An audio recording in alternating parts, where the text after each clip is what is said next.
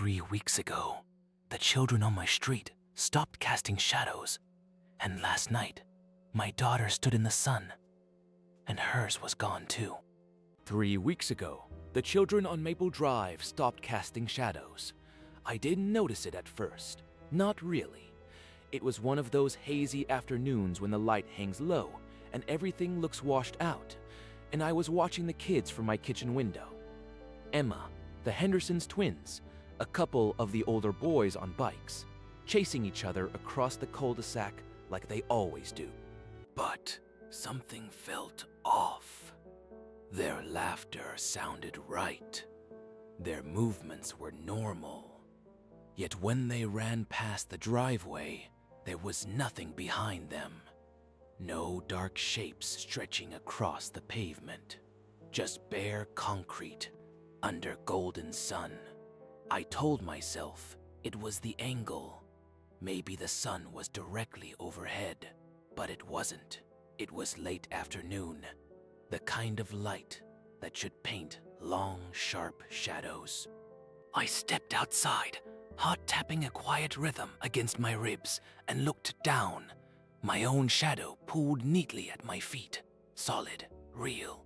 But when I glanced toward the sidewalk, where Emma had just skipped by moments before, nothing. That night, I pulled up the security camera footage from earlier, rewinding it frame by frame. There it was, Emma chasing her brother, both darting under the oak tree near the curb. My shadow stretched long and thin beside me as I walked to check the mail. But the children, clean, unmarked, as if the light passed straight through them. I didn't sleep well. The next morning I watched again, this time with purpose. Every child who played outside that day left no trace of darkness behind. Not one. The adults were perfectly normal. Mr. Patel watering his lawn cast a crisp silhouette. My neighbor Karen walking her dog left a familiar shape on the sidewalk. But the kids, they moved like ghosts in daylight. Then came the park. At dusk, always at dusk, they gather.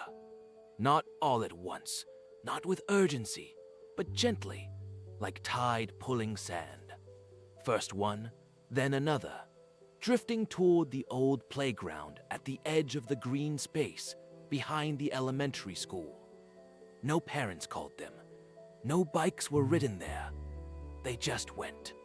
And when I followed one evening, staying hidden behind the birch trees, I saw them standing in a loose circle near the rusted swings. Silent, still, their eyes open but unblinking. The streetlights hadn't come on yet, but the sky was bruised purple and still no shadows. Not even mine, though I stood 10 feet away. I asked Emma the next day, "Sweetheart, where do you go after dinner?" She blinked up at me, innocent. "Nowhere, Mom. I'm always home." But her shoes were damp with dew. By week 3, the behavior deepened.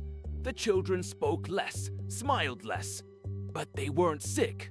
They ate, did homework, watched TV. Yet something behind their eyes had changed, like a window left slightly ajar in an empty room.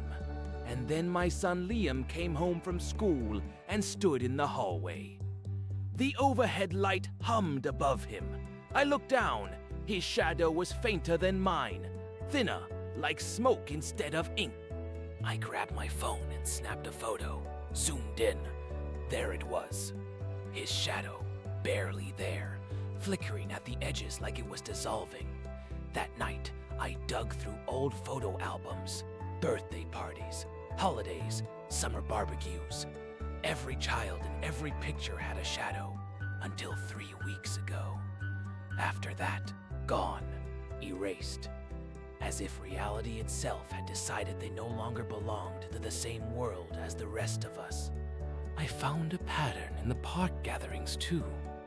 The nights they met, the moon was always new. No light, only darkness.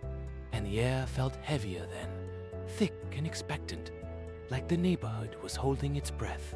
When Liam's shadow vanished completely, the next evening, I knew I was out of time. I went to the park alone, just before midnight. The swings creaked in a wind I couldn't feel. The children stood in their circle, but now they turned to face me. All at once, their eyes reflected nothing. No light, no recognition, just depth. And beneath my feet, my own shadow began to fade. They didn't speak, they didn't need to. Because I finally understood, this wasn't about losing shadows. It was about becoming something else entirely. Something that moves through our world, but casts no mark upon it. Something that belongs to the dusk. And once your shadow is gone, you're already one of them. If you ever notice the kids on your block standing perfectly still under a streetlight and their shadows don't quite match their shapes, you might want to look away, subscribe, and hit the bell, because next week we're going even deeper into the dark.